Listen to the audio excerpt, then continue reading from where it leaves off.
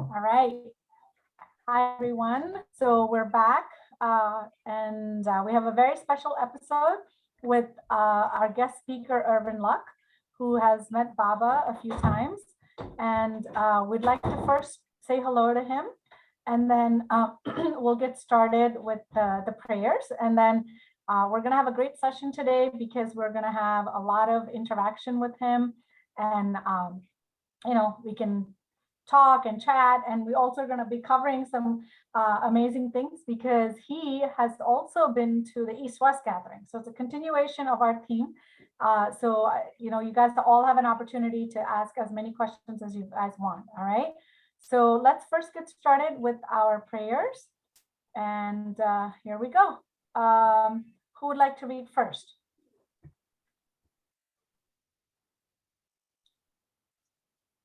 Meher, would you like to start us off? Yeah, sure. Okay, thank you, Meher. Master prayer.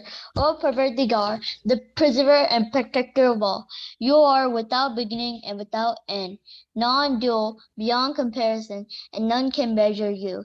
You are without color, without expression, without form, and without attributes. You are unlimited and unfathomable, beyond imagination and conception, eternal and imperishable. You are indivisible, and none can see you but with eyes divine. You always were, you always are, and you always will be. You're everywhere, you're in everything, and you're also beyond everywhere and beyond everything. You're in the firmament and in the depths. You are manifest and unmanifest on all planes and beyond all planes. You are in the three worlds and also beyond the three worlds. You're imperceptible and independent. You're the creator, the Lord of lords, the nor of all, nor of all minds and hearts. You're only potent and only present. Your knowledge infinite, power infinite, and bliss infinite. You are the ocean of knowledge, all knowing, infinitely knowing, the knower of the past, the present, and the future, and your knowledge itself. Can you scroll down?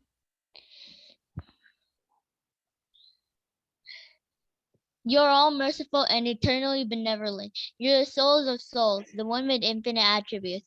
You are the Trinity of truth, knowledge, and bliss. You are the source of truth, the ocean of love. You are the ancient one, the highest of the high. You are Prabhu and Parmeshwar. You are beyond. You are the beyond God and beyond God also. You are Prabhama, Allah, Yahi, is Yazdan, our Mazda, and God the Beloved. You your name, these are the only one worthy of worship. Thank you, Meher. Ayan, would you like to read the repentance prayer? Sure.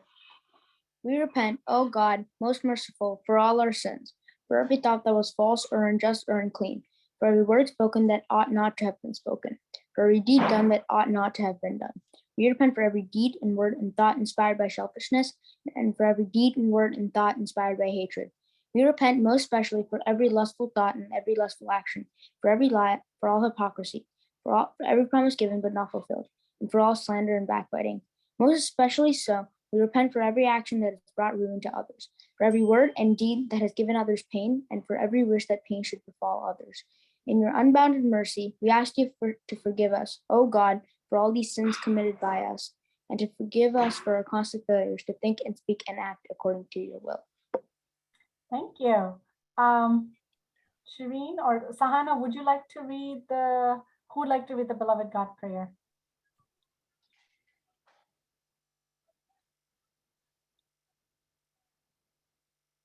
All right. Sahana, are you there? Or Shireen? Can you guys? Oh, Yeah, I could do it. okay. Thank you. Beloved God, help us all to love you more and more, and still yet more, till we become the worthy of union with you, and help us all to hold fast to Baba's Dham until the very end. All right. Thank you so much, everyone. Okay. So it's great. I think we have a great turnout today with quite a few people. As I was saying, we have our guest speaker. His name is Irwin Luck, and he lives in Myrtle Beach.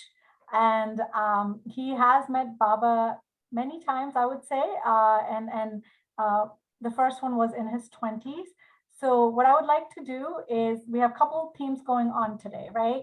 One is we have our wonderful guest speaker, and also a part of it is that he was also there at the East West Gathering.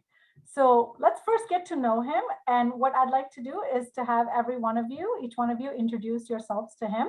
And then he'll have the floor. And please, as you guys are always great, ask questions, right? Ask questions and ask them, without being shy. Okay, so let's get started. I'm gonna just start picking on you guys. Let's start with Ian.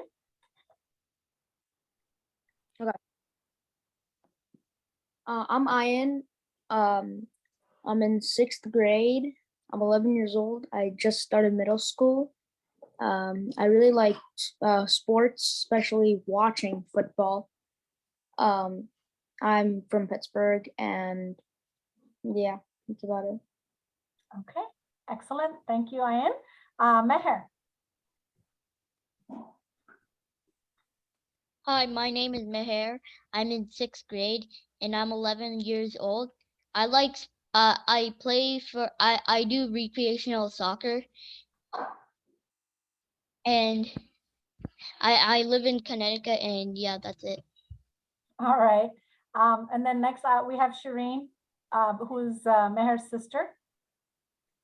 I am Shireen. I'm in 10th grade. I'm 15 years old. And yeah, I also live in Connecticut, Farmington.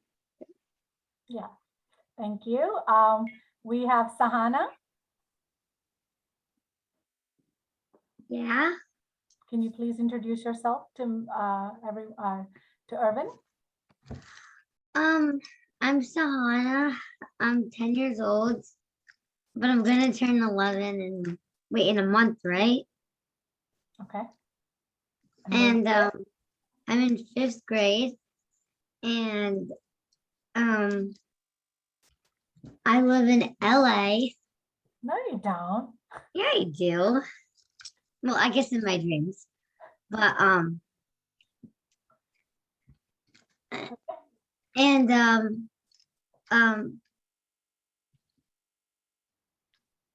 I'm trying to watch the movie Elf, but I can't find it anywhere. I don't know, there's something about me, I guess. Okay, awesome. Thank you, Sahana.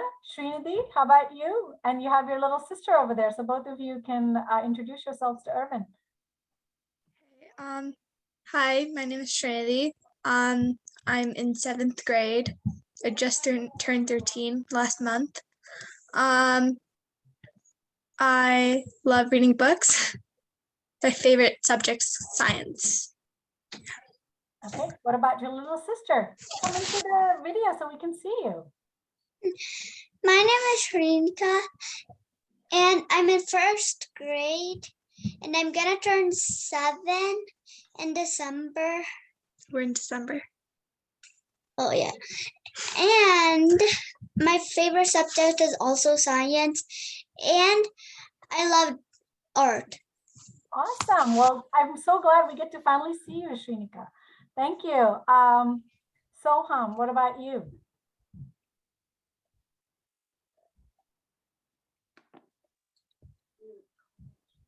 Soham, are you there?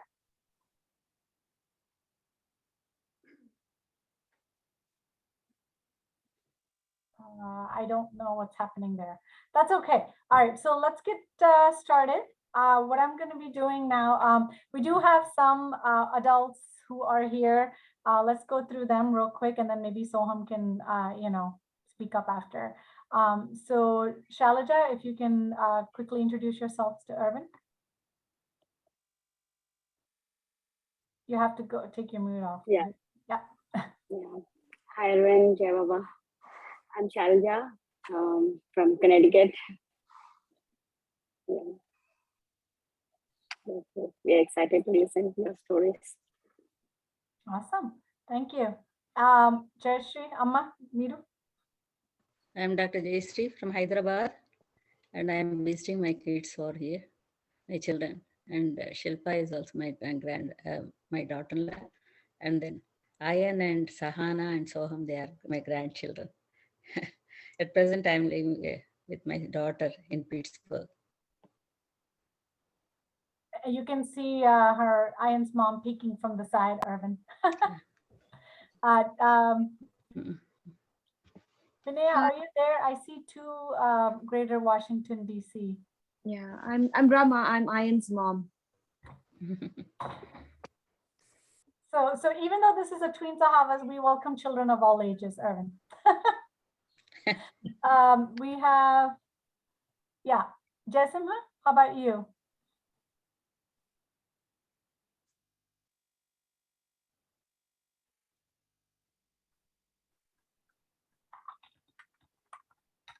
Okay, I think we've lost a few. Anybody else who I didn't get to wants to introduce themselves to Irvin?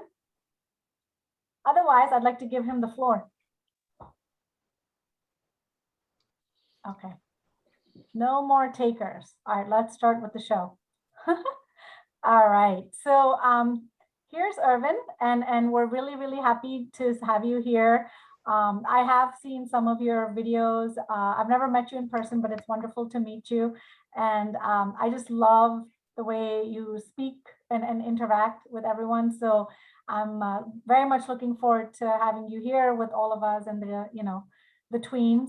Yeah, so without further ado, please go ahead. You wouldn't believe it, but I was once 10. And all these people that are older, younger, whatever, everybody is just a little kid that grew up, and that's it. Nothing more than that. We all grew up, and we were all just a little kids having a lot of fun. Well, anyhow, I'll just tell you this. When I was with Baba, he would sit on the couch, and there would be a lot of people in the room sitting around him, and usually on the carpet. Well, there was always all these kids that were behind the couch with Baba, and they just loved being, close to him and with him, and he was very interactive with all of the children. So there I am, I was a little younger at that time. But anyhow, sitting next to Baba there. So anyhow, the kids loved being around Baba. And Baba was very interactive with them. He would talk to them, he would communicate with them. Now, Baba was silent, he uses hand signs for communication. And when he did that, everyone at first, it didn't even seem unusual because Baba communicated so well, better than people that talk. He could talk, and he didn't have to talk. He could do it with his hand signs. And Erich or Mani possibly were reading his gestures. So anything that was a little more difficult to understand than what he would do just pointing out something with his hands, they would be able to read it, and then you would understand what Baba was saying. Baba had a lot of love, which is the biggest thing about him. People liked Baba because he was so loving. He was so nice. He was a really great friend.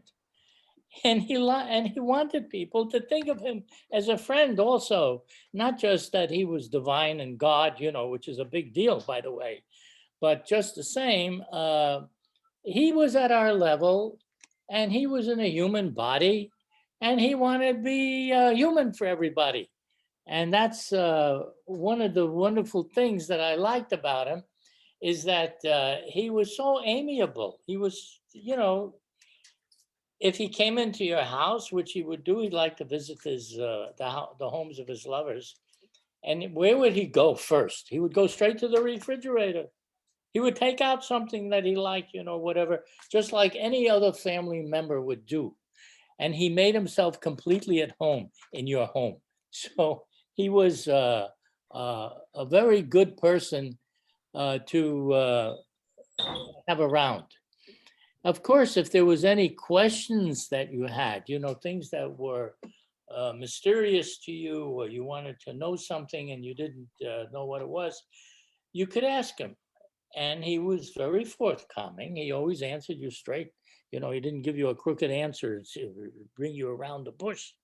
No, he would just answer you exactly what it is that you needed to know. So when I visited him, I had a question. I wanted to know, see, I'll tell you how it started. It started where I had written to Baba originally before I went to meet him. And I told him that I had no money to go to see him. And I wanted to see him very badly. I wanted to have the benefit of his love, his direction, his guidance. I said all this in my letter to him. So what was I to do? You know, I had no money to get there. India is like 10,000 miles away. I was in New York or in Miami at the time in the US. So Baba replies, one line in his letter, just one sentence. Don't worry. Circumstances will adjust themselves. How about that? And then he said, love, Meher Baba. Circumstances will adjust themselves. Well, what's going to happen? Something has got to happen, because something has got to happen to get me over there. The bottom line is this. 2 weeks later, I was with him. How about that? Because circumstances that wouldn't work out, things that wouldn't work out, worked out. And it's kind of nice when things work out, let me tell you. If you ever want to be able to be a happy player, let it work out. It'd be better than not. Anyhow, I was there. So Baba asked me how I came. That was one of the first things he asked.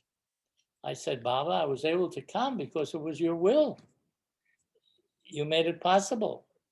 And there was about 15 people in the room at the time when this happened. So Baba, as soon as I said it was your will, he had me stand up. He went like that, just stand up. So I did. And then he said to repeat what I said to the group present in the room. And I did. I said, I'm here because it is Baba's will. Now, there was a man in the back who raised his hand.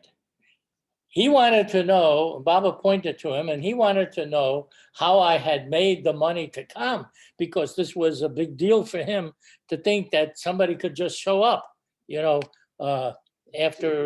from such a distance. And I knew that that was not the important thing. The important thing wasn't how it happened. The important thing was that it could have happened in one of 1,000 ways that Meher Baba would want to have it happen, because he was the master. He was governing everything, you know, the whole universe. You can't imagine what a universe is, but it's big, and he was governing everything as in his God state. But in the human state, we're here on the planet, and we have to try and struggle along to get things the way we want. So Baba said that. And then he went like this, he gestured, this was to the man in the back. He said, that's not important. The way he said is how he came, meaning it could have been, it was his will. It was his will to come. So before that, for 6 months, nothing worked out. I was trying to get there. He said this. 2 weeks later, I'm there with him. Now, when Baba was sitting in his chair, and he asked if anyone had any questions. So there was a question that I had the day before that I had asked Baba when I was driving with him in the car. We were in the car together. and they were being driven. So at that time I said, Baba, I would like to know if Shri Yukteswar is a perfect master. Now, this is someone that I had read was a master, and it was just an item of curiosity to me. And Baba said, to his gestures, did you come all this way just to ask me this? You could have written, I would have answered you. So then I just dropped the whole thing and I said, you're absolutely right. I told God he was right. And that was the end of that one at that moment. But it wasn't the final end of it, because the next day he's asking if anyone has any questions to ask him. Now is the time. All right. So this, of course, occurred to me, what I had asked. But then I thought, this isn't important. What is the difference who this Shri Yukteswar was? It's not. I'm here with Mayor Baba now. Was enough. So I didn't say anything, and neither did anyone else in the room say anything. Then Baba asked again. He said, "If anyone has any question, now to ask." So again, I'm thinking about it. I'm thinking, well, he's asking again. Now, whether I want to ask this, and I thought, no, I'm not asking that question. That question doesn't really matter that much. Well, guess what? This time, Baba looks at me. He looks at me and he says, Irwin, do you have a question? So I'm thinking, if I have one question to ask, what would be the best question that I could possibly ask? The one question that answers all questions, where you don't have to ask again. So I'm thinking about that. What question is the one question that answers all questions? I'm thinking and thinking, and the room is quiet, and Baba is patiently waiting for me to say something. And again, there's a long, long pause, because I'm thinking, what could that question be that answers all questions? I couldn't think of the question. And then suddenly I remembered something, because now quite a while is going by and Baba's just waiting. So it occurs to me something that I had read that Baba had said in a book. The one who asks for my love will be the chosen one. So I thought, I could do that. I could ask for that, because I never experienced any kind of divine love, whatever love Baba's talking about. I've never experienced this. I want to experience this. So I said to Baba then, that's when I said it. Can I have all your love? How about that? Who wants to ask that question also? Can I have all your love? I thought, love is love. It sounds good. So then Baba pointed to somebody else in the room. And he said, do you experience my love? No. Do you? No. Everybody was saying no. Whoever Baba asked, no, they don't experience that kind of love. No. Universal love, infinite love, Baba's love. No. Nobody's experiencing that. So then Baba turns to me and he said, why should I give you my love? Why shouldn't I give it to him or to her? Why should it be you? So I said, Baba, I'd like you to give it to whomever you want to, but I want to experience it too. So then Baba had a jar. It was on a little table by his chair.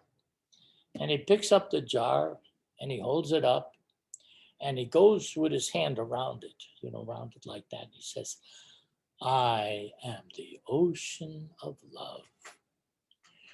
I am all over. I am everywhere. You are in this jar of ignorance. You're in the bottle And there's a lid on it. All you need to do is remove the lid, and the ocean is there, and you'll experience my love. Yeah, sounds good. It didn't sound complicated. Anybody could understand it. So then I was about to ask something about that when someone else came in the room and the topic changed, and it was inappropriate to say anything further about that. But I had this in mind, that I'm in the bottle. How am I going to get the lid off from the inside? It takes someone on the outside to take the lid off. And that's why I was there, because I couldn't do this, you know, and I realized it later. But Baba was very clear about a lot of things. And you know, he just had a lot of love for everybody that was there in the room. He was always very loving. In the mornings, Baba would have letters read to him that would come from all over the world. These letters, messages, and they would be in different languages from different countries, different places. So I couldn't understand everything that was being read out, but I could understand those things that came that were in English. So when I was listening to this, and I was listening to how Baba was explaining things, in the mornings, that's when he would have the letters read. When he was explaining these things, I could, you know, get a feeling of what it's like to live with him, to be with him all the time, not just for the short time that I'd be there. See, Baba said in a letter that I could come for 1 hour only when it came up as to the time that I would be there. But when I got there, and I knew that Baba doesn't always listen to himself, he changes things according to the moment. And when I was there, he kept me there. In the morning, the first morning, he said, "How long were you to be here?" So I remembered, you know, Baba, you said I could stay for an hour. So he said, pointed to his wrist, "What time is it?" So someone says the time. Baba said, "How can this be? It's already 2 or 3 hours. And you said an hour?" I said, "An hour? How is that possible?" And he's pointing to this one and that one, and nobody knows anything, how it's possible. So Baba says, "Okay, I want you to be here every morning at 7:30 in the morning. Meherji will bring you here to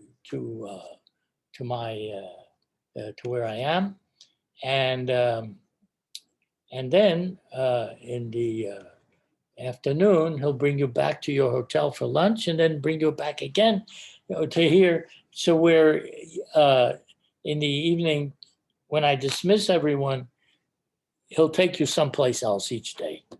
That was the instruction he gave to Meherji, to take me somewhere else each day. And the first day was to the Samadhi of Hazrat Babajan. She was the perfect master that gave Baba the enlightenment of his God realization. Wow. To get that enlightenment, here's this kid going to school on his bicycle, passing the place where Hazrat Babajan would sit under a tree.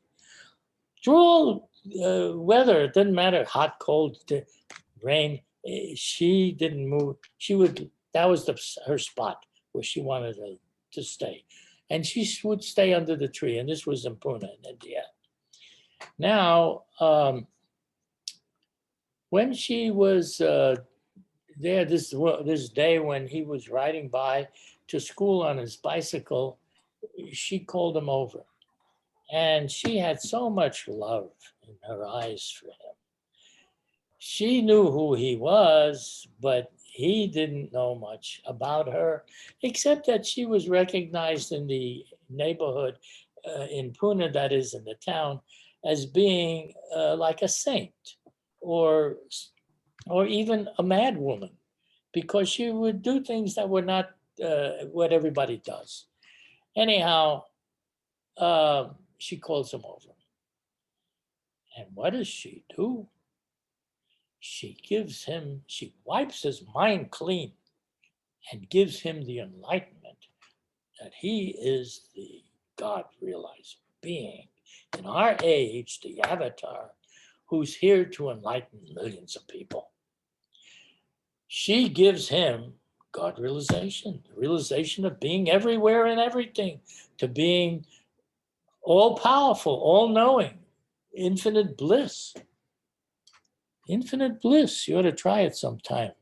Even a little bit of it wouldn't hurt. But if you can't get infinite, you get a little bit, and maybe you get none of it. So whatever it is, he is the one to enlighten the masses of people of which we are part of. And that was his role. That's his mission. Well, it took him a number of years with Upasani Maharaj and some of the other perfect masters before he was ready to carry out his duty to the world. And part of his duty was to be at your level. And he would say, I've come down to your level in order to bring you up to my level. Like that. A teacher, even an ordinary everyday school teacher, has to come down to the level of the first grade children in order to bring them up to the next grade.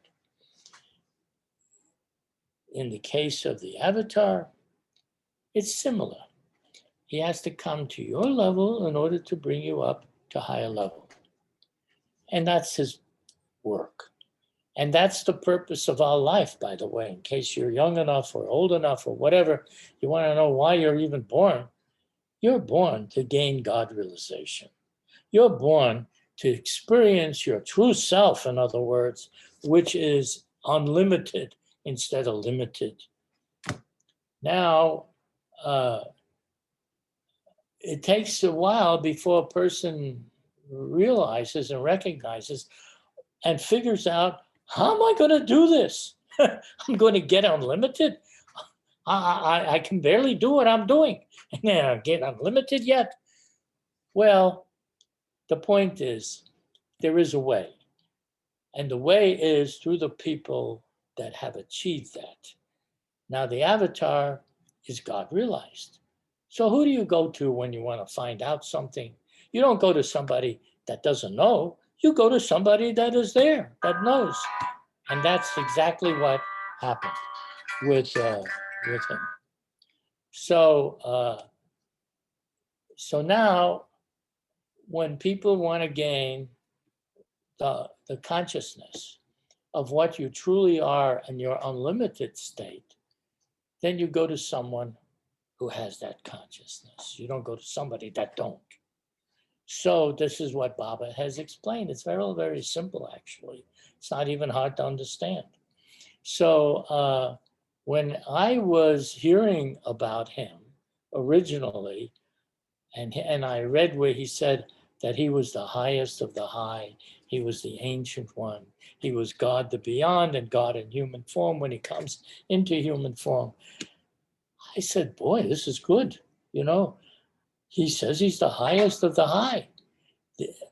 I never met the highest of the high before. I want to go meet the highest of the high.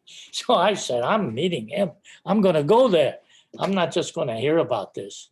I'm going to do it. And do it I did. So I did. I went there. And Baba was very happy with me. He said, why have you come? He says, what do you want? He asked me, what do you want? Which is something he asks everybody that I heard later. He asks everybody when they first come, what do you want? Who would think that I have to ask a question like that? Well, anyhow, he asked me that. So I said, I want to know you as you really are. I want to be like you. Oh, okay, we'll see. He didn't say much about it. But then later on, he told me things. And one day he said to me, one day I will give you what you want. He told me flat out. And then he told me another time that he said this to me and my brother as we were leaving. One day I will give you the highest experience. And he went like this 4 times, 1, 2, 3, 4. One day I'll give you the highest experience. All right, we'll see what happens. I'm waiting for that day. But this is something that he wants to give to everybody. You see, this isn't just me. This is something that he's here for. He wants to give this to everybody. The highest experience. The infinite state of God is the highest experience. His own experience is the highest experience. So you become that. You become what you are. You don't go somewhere else. The thing is, we don't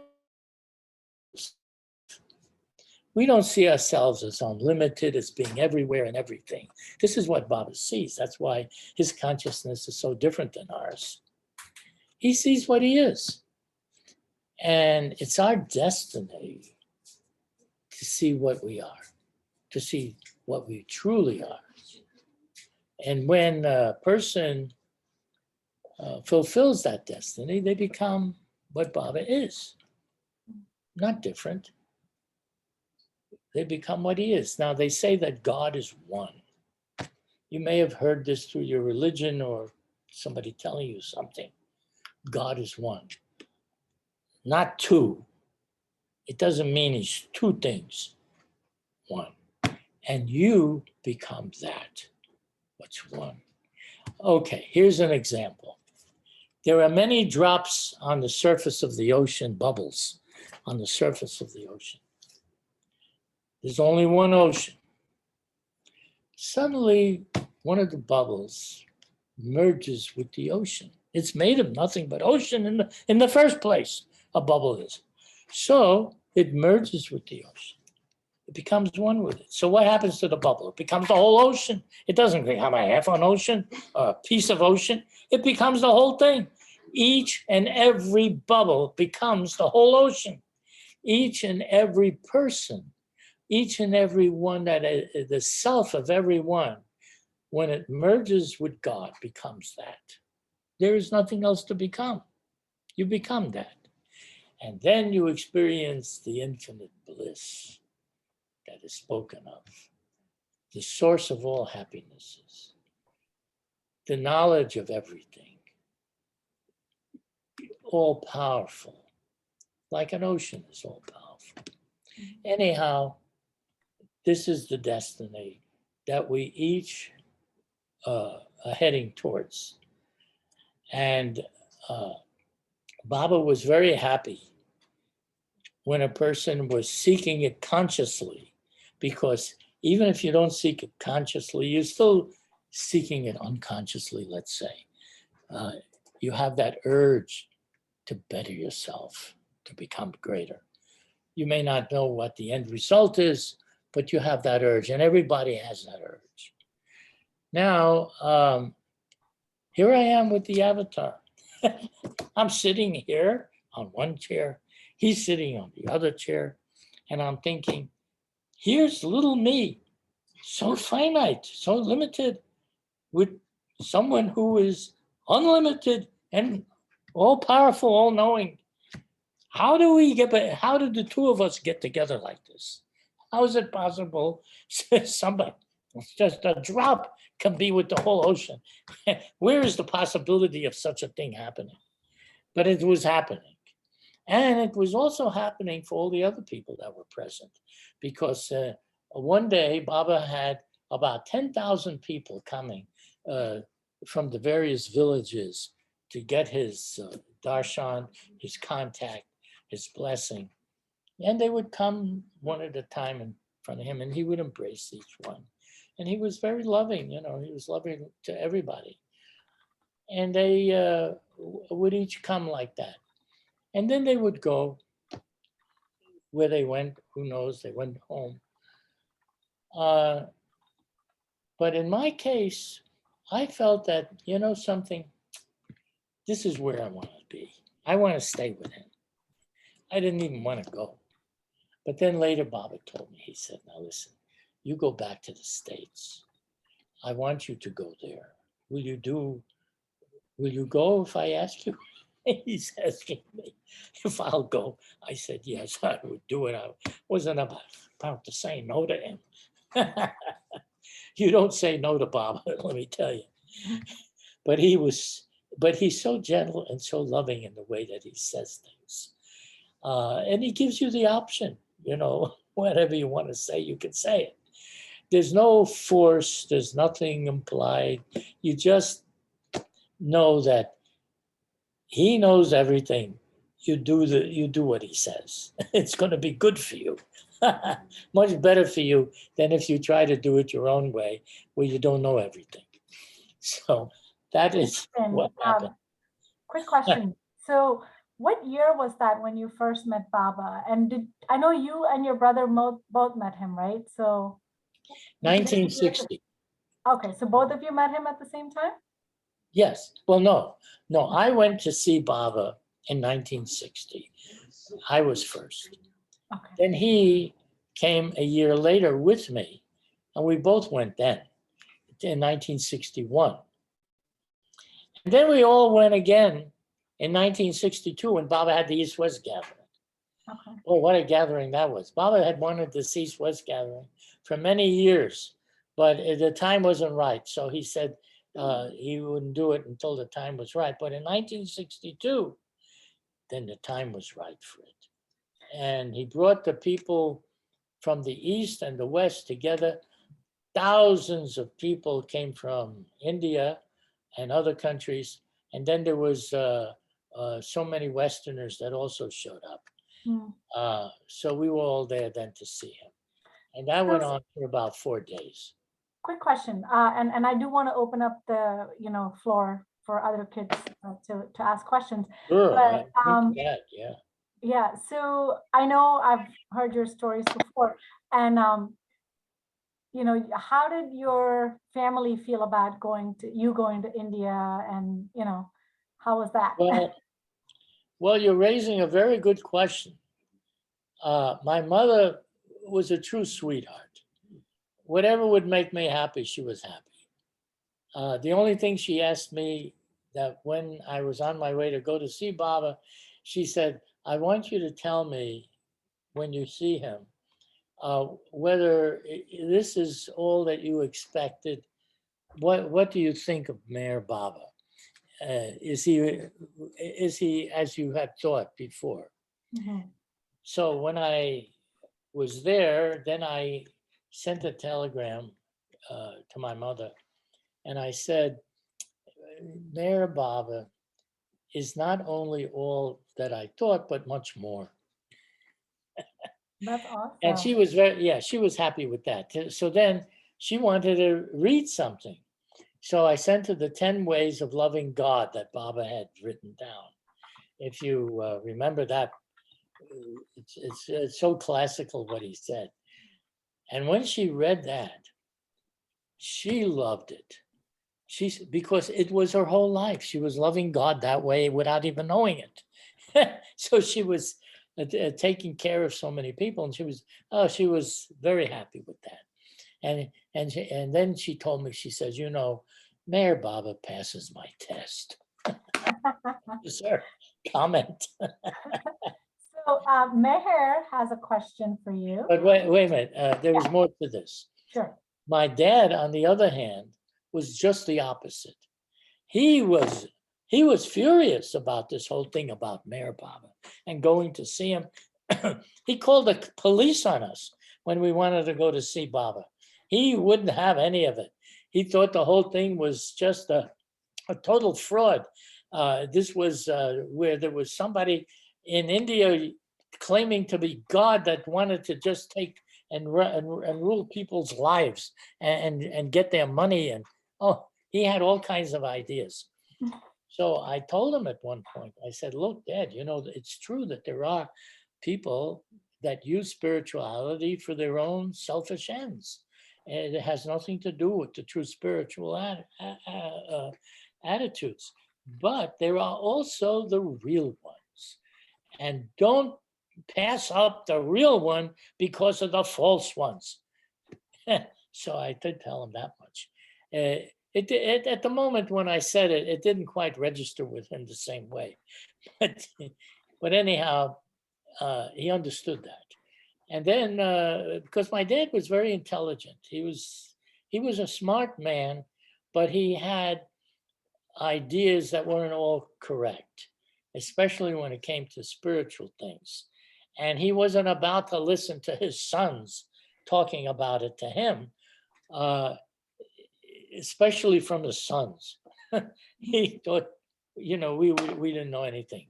So, but then after some years, he also was in touch with Mayor Baba, because at one time I told him, I said, you know something, you have all these crazy ideas about Mayor Baba. What you need to do is to contact him, you know, speak to him, see what happens. Because I knew that if he were to contact Mayor Baba, Baba would know just what to do to handle him in such a fine way. He would be transformed.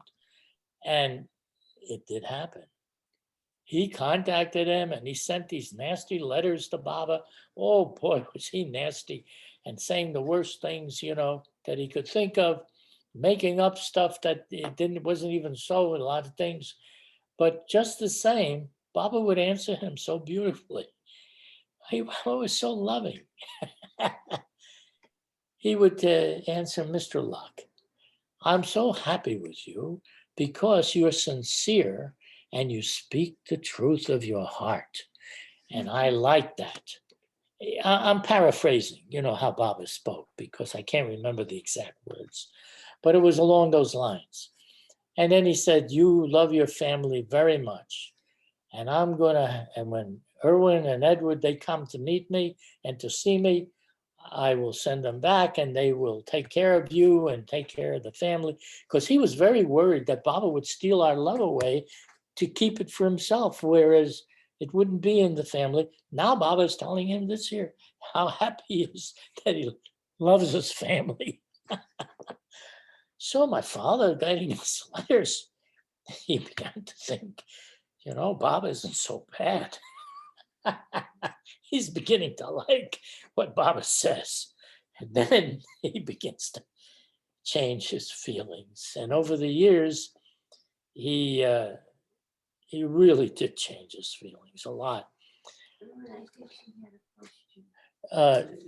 Did you want to say something? Because there was something I was going to read what he said after he became different in his view. Yeah, I think two of the kids have questions, Meher and Ayan. So if we can just get their questions in, we definitely want to hear what your dad had, you know, written. All right, whatever you like. Yeah, Meher, do you want to go first? I'm here at your pleasure. Thank you. All right, Meher, go for it. How old were you when you first met Baba? 23. I was just 23 at the time. How old are you? I'm 11. Oh, you're getting there. You'll be 23. It'll take a little while. But it's sure to happen. When I was 11, I never thought I'd ever get to 23, because who thought about it? It was like getting old or something. And then I thought, well, wait a minute. Now I look back and I said, was I really once 23? Yeah, I guess I was. All right. Meher, do you have any? And also questions? 11. I was once 11. I can't believe it now. I know, right? Meher, can we go to Ayan next? All right. Ayan, go ahead. Ask your question. Yeah, so how did you sort of find out about Meher Baba? You know, my brother was trying to further his acting career. He was about 18 at the time, and he was in New York to be an actor. And he went to a library to get a book about acting because he thought it would help him. So what does he see instead? He comes to one of the shelves and he sees this book called Listen Humanity, was the name of the book. And he said, what kind of a name is this? You know, man must have something very important to say to call a book Listen Humanity. So he takes the book off the shelf and he starts to look through it. And sure enough, this is the book about Meher Baba that Don Stevens had written about what happened when he was visiting Baba. And he liked some of the things that he was reading, you know, that Baba was Baba's love and the way he would bow down to the poorest of people. And he was the highest of the high, bowing down to these people that were very in poor condition and telling them that he would help them. Well, anyhow, he liked the book. He was, so he calls me up because I was living in Miami at the time, which was about 1,400 miles away he was. And he calls me up and he tells me, look, you know, I read this book about a master. He lives in India. He says he's God and he has so much love. I think you're going to like reading about him.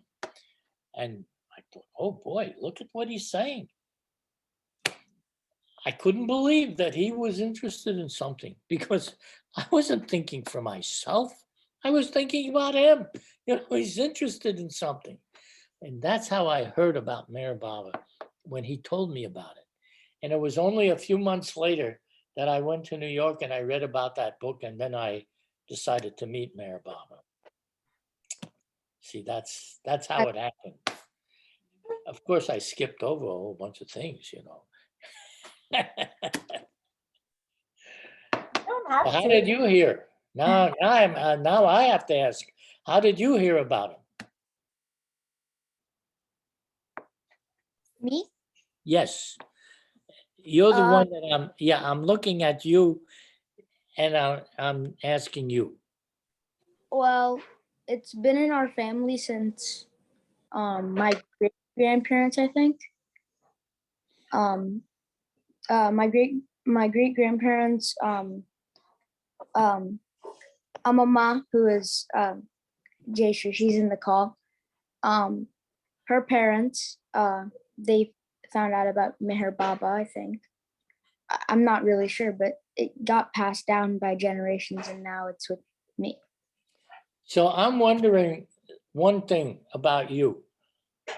You know, a person can hear about a master or spiritual ideal, and, you know, they just pass it off. They're not all that keen about it. So how did you begin to feel any importance that Meher Baba was to you? I mean, what happened to you that you would think it, aside from what your parents told you? Well, when I first heard about him, I mean, I sort of just went by. I thought of him as like he is him to Hinduism in a sense.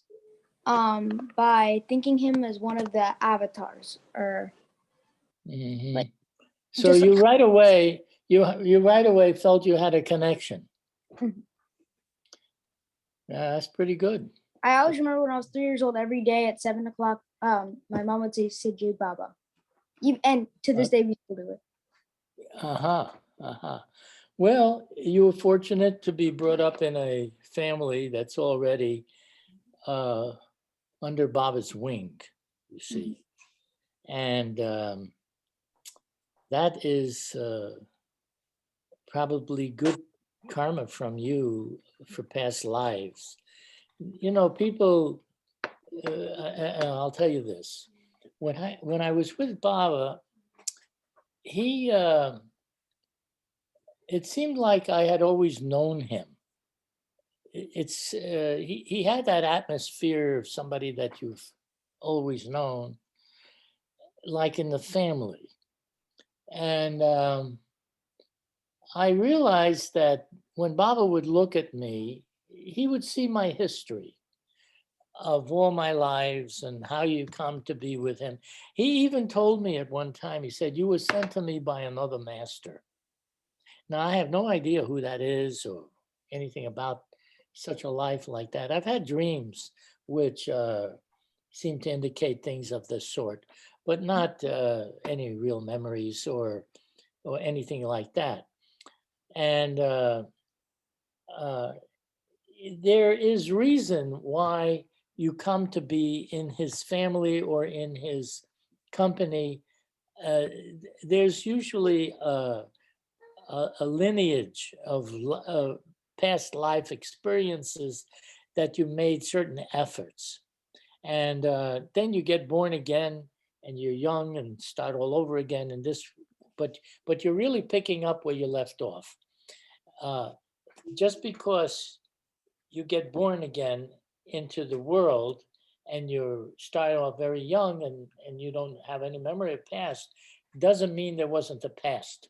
And it doesn't mean that, but it does mean that you pick up where you left off. So if you were seeking and you wanted to meet Lord Krishna, let's say, or any avatar, Jesus Christ or whoever you may be familiar with, then you're going to meet the avatar when he comes again. Because you always go to what you love. Your love is your connection to where you're going to get born, to who you're going to be with, the group that you're with. It all has to do with past connection and with the love that you have. That's the attractive force. That's what keeps you going in the directions that you're going.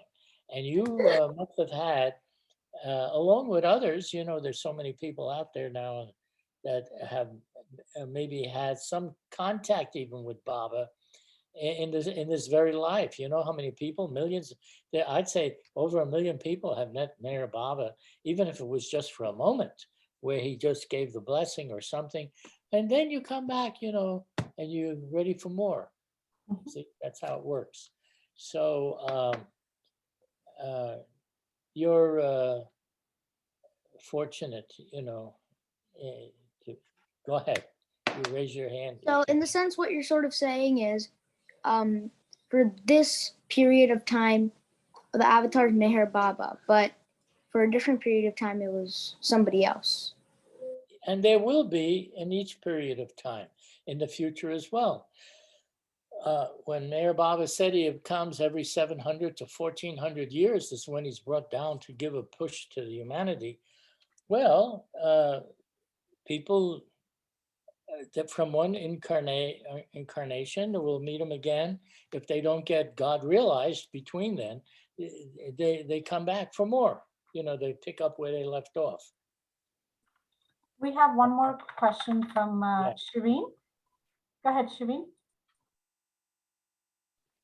Yeah.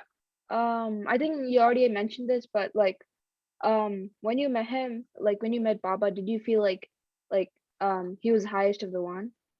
Or was it gradual? When I met him? Yeah. The first, I'll tell you this. The first thing he asked me, I shouldn't say it's the first thing, but one of the earliest things that he asked, he sent everyone out of the room. And I got up to also leave, but then he said, no, just to remain. And then he said, do you believe that I am the avatar? And at that point I did. I said, yes. And then he asked me other things, which was like a test of just how much I would do in the way of being with him. So I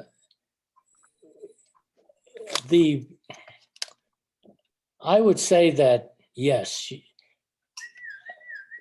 And you see, I have to really qualify it in a way because I was very new at that time. I only knew about him for about 6 months, but I had read the various books. So I wasn't totally unfamiliar. I was pretty familiar with a lot.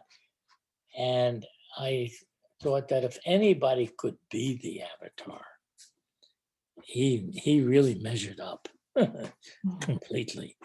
You know, I couldn't imagine anybody being more so than what I was seeing with Mayor Baba. So, yes, I would say that I don't know what God is because it's so enormous to really think of it. But if anybody could, on my level, be that, then I'd say that he wins the sweepstakes for that one. That's really nice. Sahana or Srinidhi, you guys have any questions for Irwin? Sahana shaking her head no. What about you, Srinidhi? No. Well, well, I know that in 1960 that you went to meet Mayor Baba for the first time. But like, weren't you really young then? Did you go alone or with your parents? What? I'm sorry, I didn't get the question. Repeat that one more time. In 1960, like, you met Mayor Baba for the first time. Did you go alone? I know. Oh, did you I went, go alone? Yeah, I went alone. Yeah, but were you like really young then? Well, I was 23. I was just 23 at the time. And I been wanting to see him, to meet him. And finally, I was able to, through his help, able to be able to go.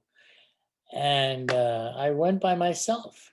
My brother was going to be with me too, but my dad was so opposed and called the police and everything. So my brother said that I should just go. And because my father was okay with me going, because I had been working with him, but he didn't want my other brother, Edward, to go also.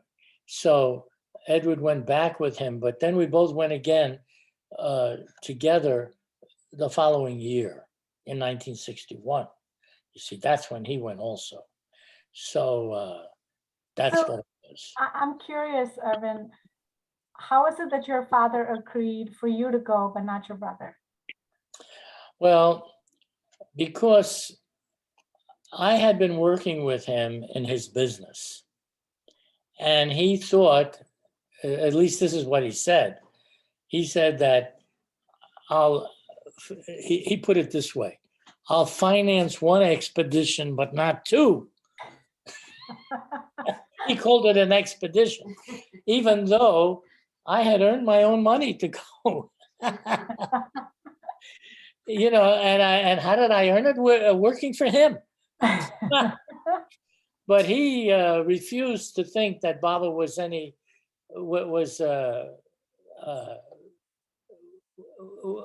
real master.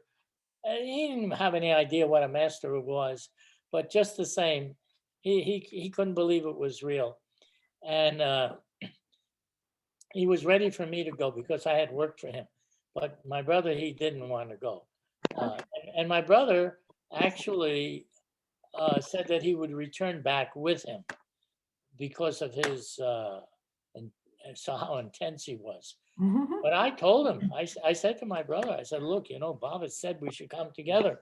So we should go together, you know. But he said that's not going to work. Father won't allow it. So did Baba ask when you went there why your brother hadn't come? I mean, of course, he knows everything. Yeah. Oh, yeah. Yeah, and there's quite a tale that went on with it. One of the first things that Baba did ask is, where's Edward? So I briefly told him about how we were stopped by the police. My father was trying to get the police to stop us, and he managed to do that. But the police, after they understood what was going on, they said they felt that they were being used. by my dad because there was no crime, committed or anything. And my father made up all kinds of things, but he got them to do it. And anyhow, so that is what. But you see, Baba had originally said that we should come together, and I was ready to not go. Just wait until we could manage it together. Would have been hard to do, but we would have had to do it.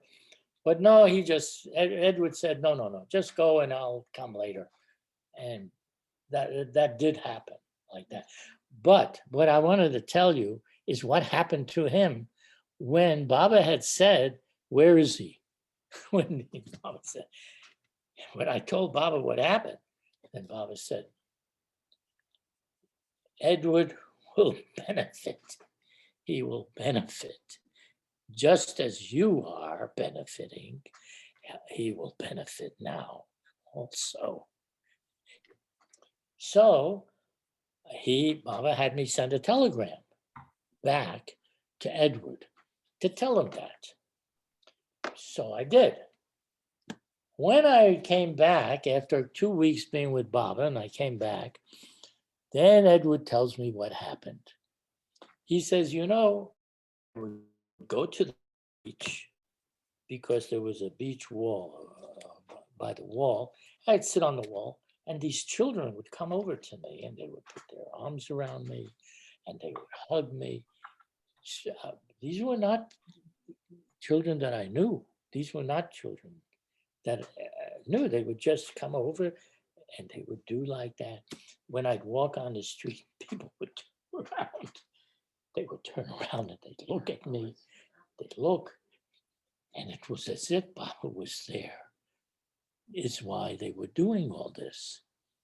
So when I came back and he told me this, then I also reminded him that Baba said that he would be with you just as he was with me when I was there personally with him. You see, now Baba was with my brother, and that's why this was happening. Mm. So that happened. That's what happened. So that's the two of you, right? I'm sharing a picture. Is that the two of you? Yeah, this is Edward. That's right. You see Edward and you see me. If you can recognize who I am, because I don't look the same anymore. I'm the one on Baba's left and Edward is on Baba's right. Or if you're looking at the picture, I'm on the right side and he's on the left side of Baba. Yep. Yeah, so it depends which angle you're thinking of. Awesome. Guys, anybody else have any questions? So I know you wanted to share how your father had a change of heart. Now, one other question I want to ask you is, so you met Baba at 62, right, at the East-West gathering. And was that the last time you met Baba? It was the last time that I saw Baba physically alive. Okay. But then when Baba dropped his body, Edward and I went to Baba's Samadhi at the time. And we left, when we left, we just left as soon as we heard the news. And I thought that Baba was already covered and buried in the tomb, which was not the case at all. Baba, in the cable that came, it said from Adi, Avatar Mayor Baba has dropped his physical body to live eternally in the hearts of his lovers everywhere and has been interned in his tomb, which he had ordered to be built for him long ago. You see, that was the cable that came. So I thought, oh, he was interned in the tomb. That means that he's covered. But it didn't mean that at all. It just meant that he was put in the tomb, but he wasn't covered yet. And that's why when I arrived, it was 7 days after the time that Baba actually passed away. And he was in the tomb. and people were coming from everywhere to pay their respects, and they would come to the samadhi and they would pay their respects to Baba. But you could see Baba very clearly in the tomb. You know, his face was open where you could see him, and he was wrapped in the various cloth that they put around him, and he was lying there. So I was able to help to cover Baba with the box, because the box was inverted, where the open end was at the bottom and it was placed over Baba like that. So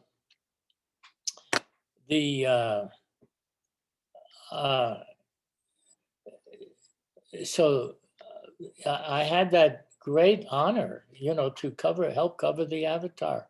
I took one corner of the box. There were these ropes from each corner, and Mandali and others had a cord, and we would lower it pull with the cord and let the box down. And that's how it was. And there was so much intoxication during those for 4 days. The whole place was just, it was so intoxicating. It was such a happy experience. You know, people die, they weep and they wail and they do all, but there was none of that. The only one that really felt grief from this was Mehra. Mehra was the woman that was so close to Baba, and the closest of the women Mandali. She felt it deeply, the loss of his physical presence, but yet she was fully conscious of his divine state, that he was not just an ordinary person. And Baba kept saying, even when I was there, he kept saying, I am not this body that you see. Don't mix me up with the body. So I thought, oh, good. Now I want to see him as he really is.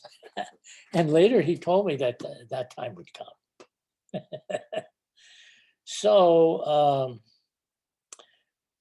that's what happened. So for 4 days, there was this very intoxicating atmosphere during the time of his, that I was there during the time. He dropped his body. And the reason he was covered on the 7th day was because Mehra had asked him the day that he was to drop his body, she asked him, how many more days will you have to suffer? And Baba said, 7 more days. So on the 7th day, she decided, yes, now is the time to cover him, you know, for the burial. And that was the day I arrived. And when did I arrive? I arrived with Edward at 11 o'clock. It was literally the 11th hour.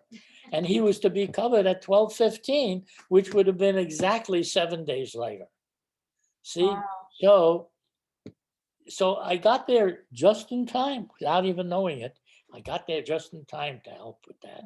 And Erich, when we arrived, Erich was at the bottom of Mehrabad Hill.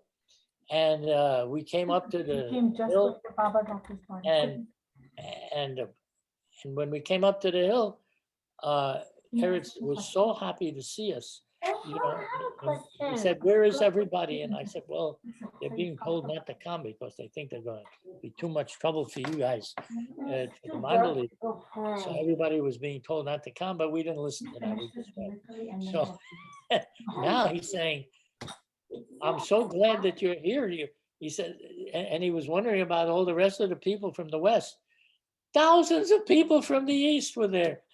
All these Indians and others from everywhere in the East, thousands. And they're coming up the hill. And then in the West, they were worried about compared to the number of Easterners, how few Americans or others like that from the West would be coming. So so then that was what happened. That was the day of his internment. The actual internment was 7 days after he dropped his body. That's awesome. That was Thank you for sharing that. Does anybody else have any questions? I know you wanted to read that letter, so we would love to hear that as well. well. It's okay. I mean, all the stories are just as good. But if anyone has any other questions, as they say, now is the time to ask. Sahana has a question. Baba loved kids. Let me tell you, he really did. He really liked them. All these young souls, boy, he really liked them. And he said that it's so much easier for a young person to be focusing on the direction of the purpose of their life than people that have already gotten older and in many cases have already formed opinions and hard set views and have a lot of intellectual questions. But kids were his favorites. Irwin, you were telling us earlier how you had interviewed a lot of people, right? So was that soon after Baba dropped his body, or what prompted you to take on that effort? Because I know there's a lot of interviews of people, and you said you interviewed a lot of children as well. Well, when Baba dropped his body, I didn't know what I was going to do. You see, at the time I was driving a taxi in New York. That's how I was earning a living. And my focus was to make money so I can go to be with Baba. But now he passed away. Now he dropped his body. So what to do now? So that's why I went to India right away. And I thought, well, I don't know what's going to be next, but that's what happened. So I went there. But when I got there, it started to get clear to me that I should do something to record the people's stories that had lived with Mayor Baba for so many years, and whether they were living in his residence as a resident disciple, or whether they were a disciple living a distance away.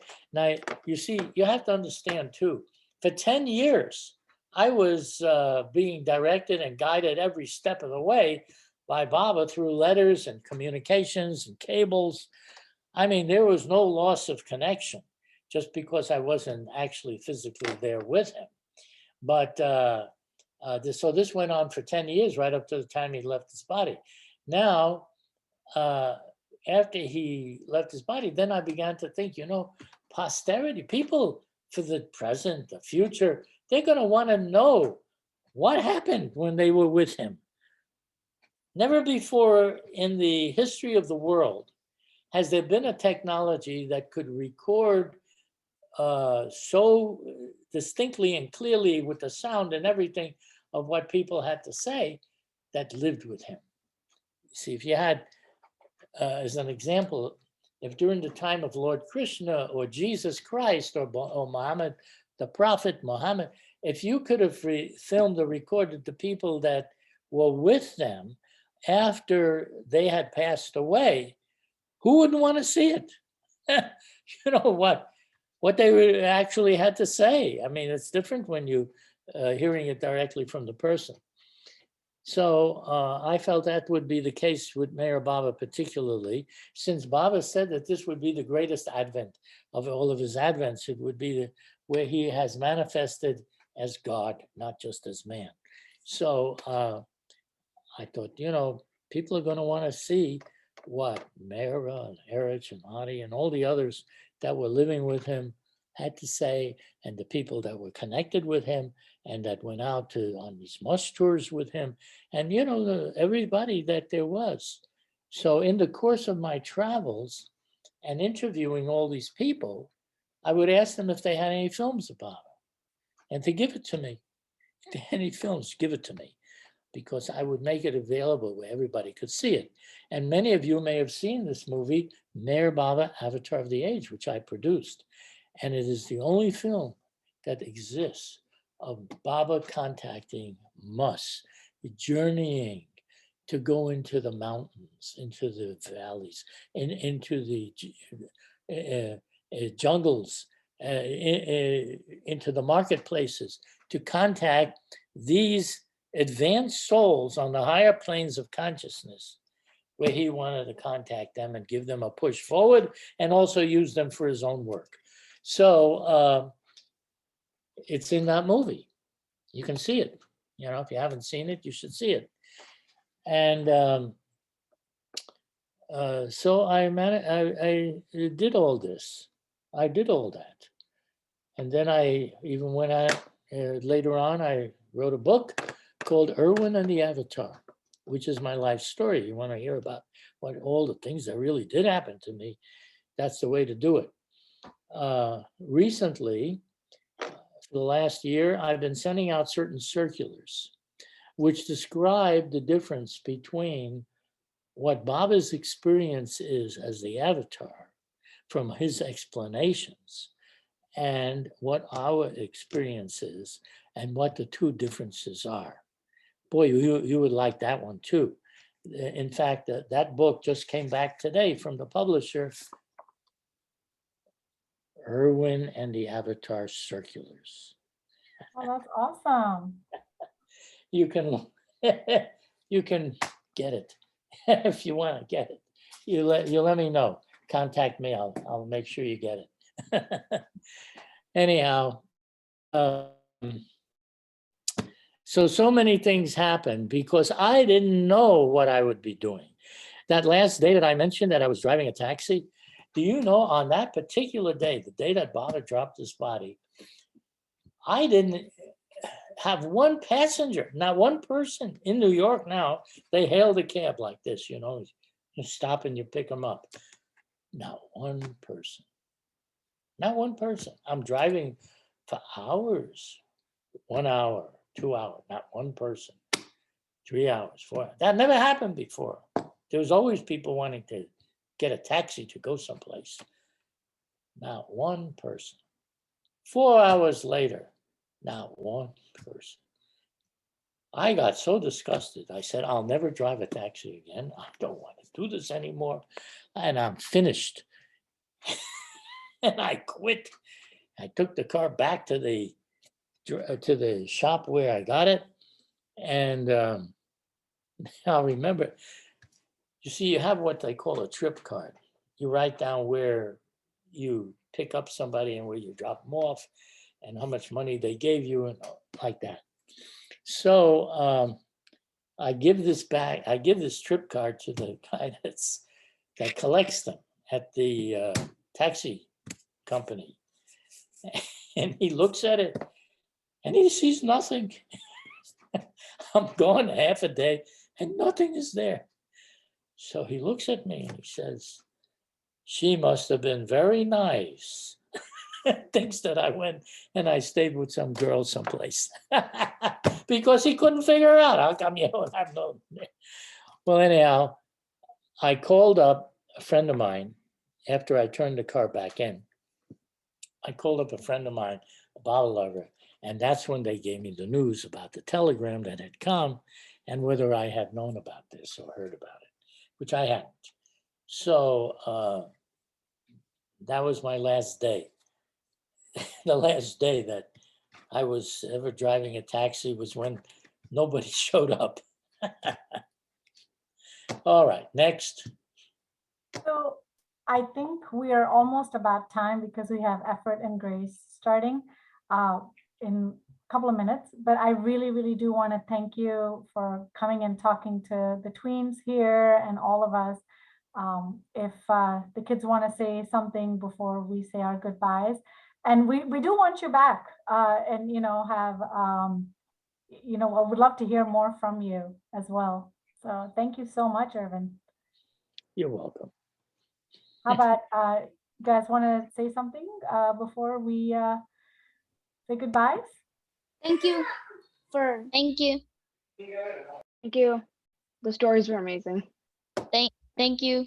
The stories were awesome. Okay. Well, listen, a lot of awesome things happen, so I can tell it to you. Yeah, no. The letter of his father, you wanted to read that? Yeah, No, Irwin, I would you was like to gonna- end with that. That would be wonderful.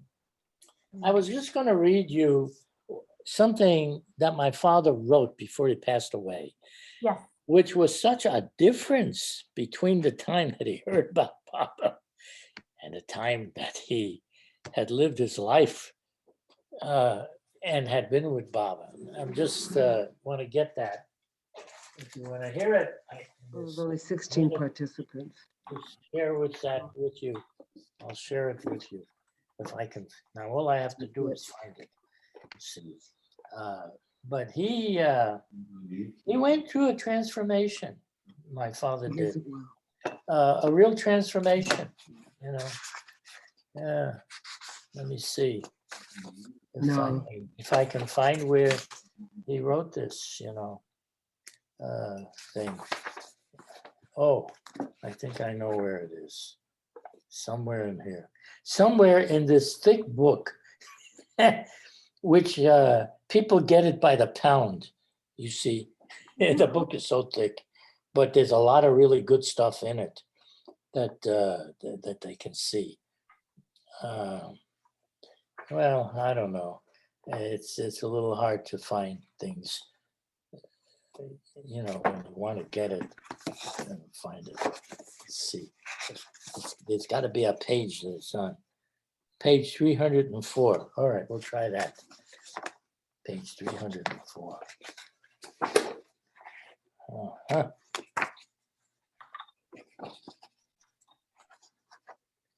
Three. Yeah, I'm getting closer by the second. 304.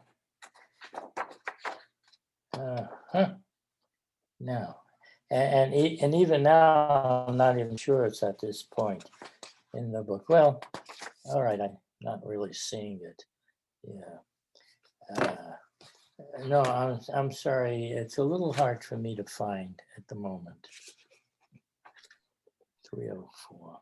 Thank you, Irwin. Yeah. That's Okay. okay, I'm Irwin. sorry, but I don't see it handy. That's okay. We can have you back, and we can actually. I think there's going to be a lot more questions coming anyway, so it's all right. Yeah. Okay. Well. All right.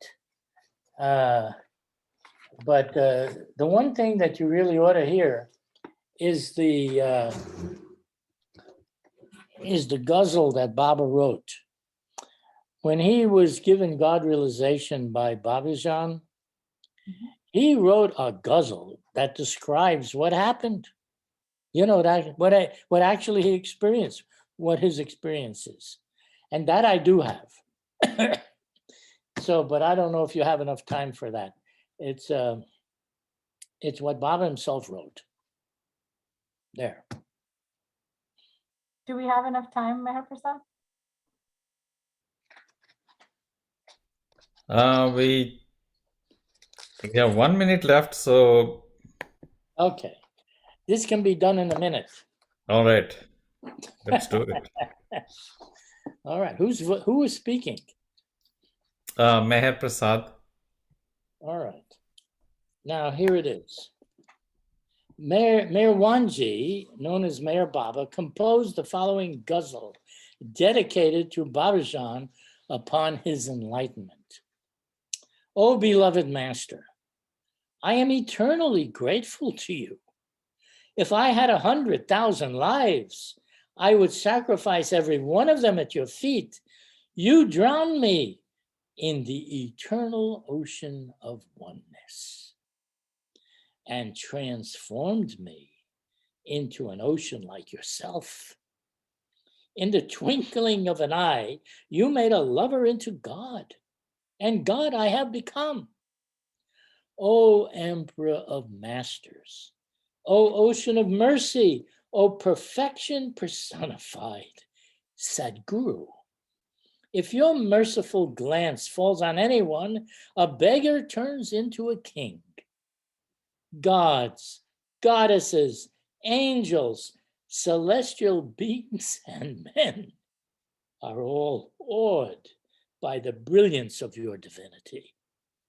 O enlightened master of the three worlds, even if I were to transform my body into the sandals of your feet, it would be nothing in comparison with what you have done for marijuana.